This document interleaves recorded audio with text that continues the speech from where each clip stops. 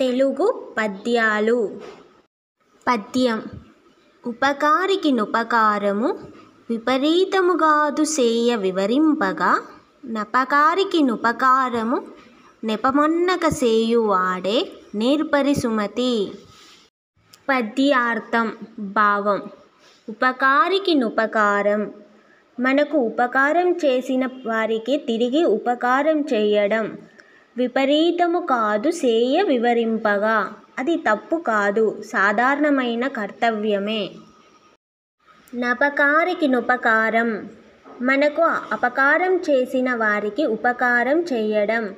నెపమొన్నక సేయువాడే నేర్పరి సుమతి, దానిని ఎటువంటి కారణం లేకుండా చేసేవాడే నిజమైన జ్ఞానమున్నవాడు. మూల సందేశం. మనకు ఉపకారం చేసిన వారికి కృతజ్ఞత చూపడం సహజం, కానీ మనకు కీడు చేసిన వారికి ఉపకారం చేయగలవాడే నిజమైన సజ్జనుడు. అదే నిజమైన మంచి బుద్ధి మరియు గొప్పతనం. నీతి. కృతజ్ఞత అనేది మానవత్వం యొక్క ప్రథమ లక్షణం, కానీ క్షమాగుణం, దయాగుణం కలిసినప్పుడు మాత్రమే మనిషి నిజమైన మహనీయుడు అవుతాడు. ద్వేషాన్ని క్షమించి దానికి ప్రతిగా మంచిని చేయడం అత్యున్నత గుణం. పద్యం.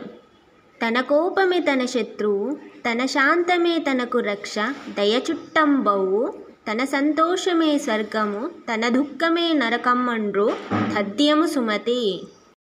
పద్యార్థం. భావం. తన కోపమే తన శత్రువు, కోపం మనిషికి అతిపెద్ద శత్రువు. తన శాంతమే తనకు రక్ష, శాంత స్వభావం మనిషికి రక్షకుడు, ఆపన్న హస్తం. తన సంతోషమే స్వర్గం, ఆనందభావం సంతోషం అనుభవించే హృదయం స్వర్గమే. తన దుఃఖమే నరకం, దుఃఖం బాధలతో నిండిన మనసే నరకం. మూల సందేశం. మనిషి జీవితంలో స్వర్గం, నరకం బయట ఎక్కడా లేవు, అవి మన మనసులోనే ఉంటాయి. కోపం, అసహనం నరకానికి దారితీస్తాయి, శాంతి, సంతోషం స్వర్గాన్ని అనుభవింపజేస్తాయి. కాబట్టి తన మనసును గెలిచిన వాడే నిజమైన జ్ఞాని. నీతి. కోపం నుండి దూరంగా ఉండాలి, శాంతి మనిషికి నిజమైన రక్ష. మనసు సంతోషంగా ఉంటే అదే స్వర్గం, బాధలతో అసూయతో నిండితే అదే నరకం. పద్యం. వినదగ్గునెవ్వరు చెప్పిన వినినంతనే వేగపడక వివరింపదగున్, కనికల్ల నిజము తెలిసిన మనుజుడే పో నీతిపరుడు మహిళో సుమతి. పద్యార్థం. భావం. ఎవరు ఏది చెప్పినా విని తక్షణమే నమ్మకూడదు, తొందరగా తీర్మానానికి రాకూడదు, వివరంగా పరిశీలించి నిజాన్ని తెలుసుకోవాలి. అలా నిజాన్ని పరిశీలించి తెలుసుకునేవాడే ఈ లోకంలో నీతిపరుడు, జ్ఞానవంతుడు.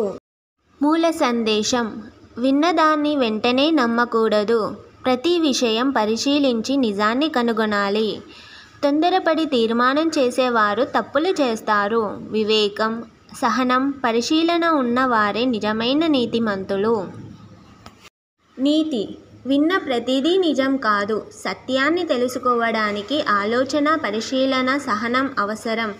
నిజాన్ని తెలిసి ఆచరించేవాడే నిజమైన సజ్జనుడు.